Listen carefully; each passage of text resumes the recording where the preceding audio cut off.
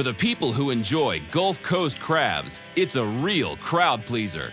And for the fishermen who harvest Gulf Coast crabs, it's a true passion. It's in my blood. I mean, fishing, anybody who fished most of their life and fish with their family, it's in your blood. I mean, you can't get away from it. It's something you're going to do, and you're going to die doing it. Every year, millions of pounds of sweet, succulent crabs are harvested from the Gulf and sent to restaurants and stores nationwide, inspiring chefs, thrilling patrons, and giving consumers a little something different for dinner at home. And for the crabbers who help bring this amazing seafood to the table, it's all about the pride of their craft. It's a passion. I'm a third generation Gulf Coast fisherman.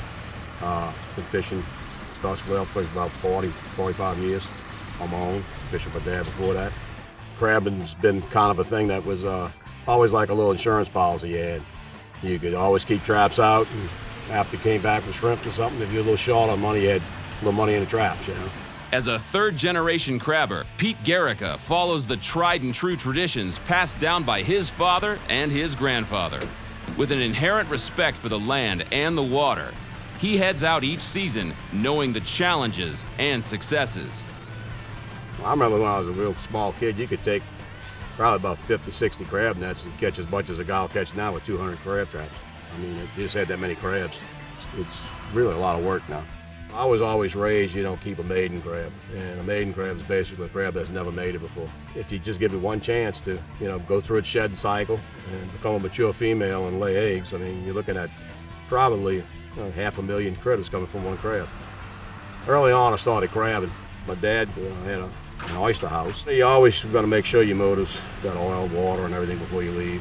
Make sure that when you crank it up, everything sounds like the batteries are hot and everything else. And you got certain things you have to have on the boat for the Coast Guard, flares and life jackets and lights and stuff like that pleases them. And I always make sure they got plenty of water on the boat.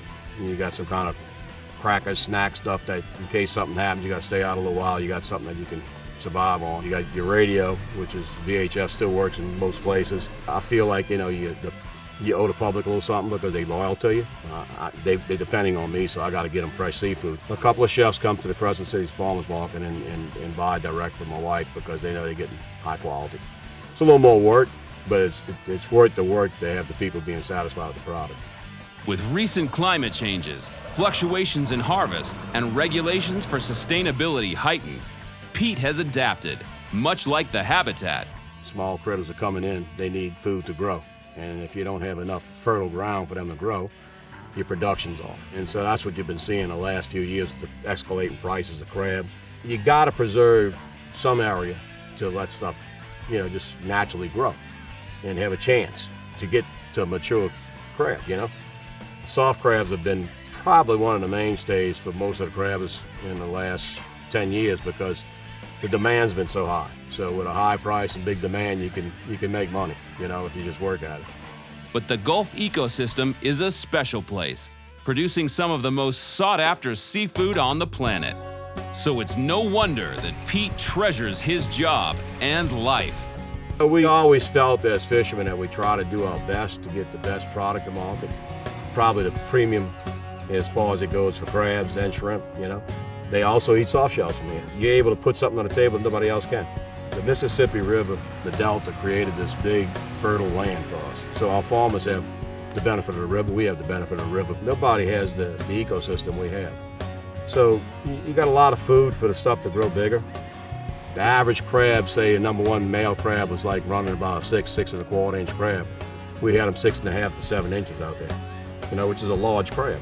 Supporting a thriving industry of seafood processors, suppliers, retailers, and restaurateurs, Pete helps to bring this delicacy to seafood lovers all over America and the world. What happens, for the most part in the industry, is you catch the product, you sell it to a dock. The dock takes that product and he either sells it to a processor who sells it to a restaurant, or he sells it to a processor who sells it to a chain grocery store, and from there, it gets spread out and the consumer gets it on the back end.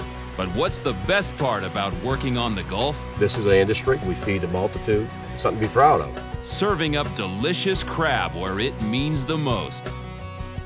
I feel, to me, the best way to eat a crab is when it's shed. soft shell.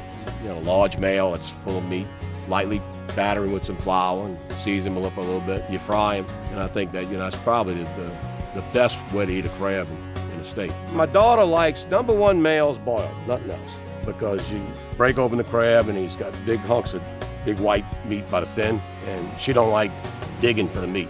She's spoiled because she lived around seafood. The crabbing industry is a multi-million-dollar business. It's also the lifeblood of a strong community of families and tradition. One that fisherman Pete Garrica hopes to continue on for generations to come. I think the great thing about fishing is the fact that there's an abundance of seafood. I've never had it really let me down. It's sustainable. Everything that nature could throw at us has been thrown at us in the last 20 years. And here we are today doing the same thing that our ancestors did 100 years ago. It's a great way of life. Once you're born in this industry and you get to where you're working in it, it becomes part of you. It's part of the fabric that makes you who you are.